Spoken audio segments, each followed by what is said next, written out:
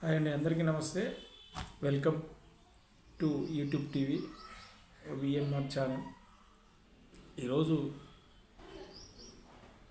శ్రీరామనవమి శుభాకాంక్షలు ప్రతి ఒక్కరికి, తెలుగు రాష్ట్రాలున్న తెలంగాణ ప్రజలకు, తెలుగు ప్రజలకు, కార్మికులకు, జాతీయ మన భవన నిర్మాణ కార్మికులు, ఇతర కార్మికులకు అందరికీ మరొకసారి శ్రీరామనవమి శుభాకాంక్షలు.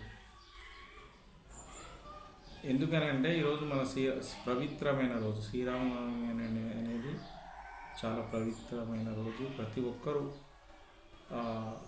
శ్రీరాముని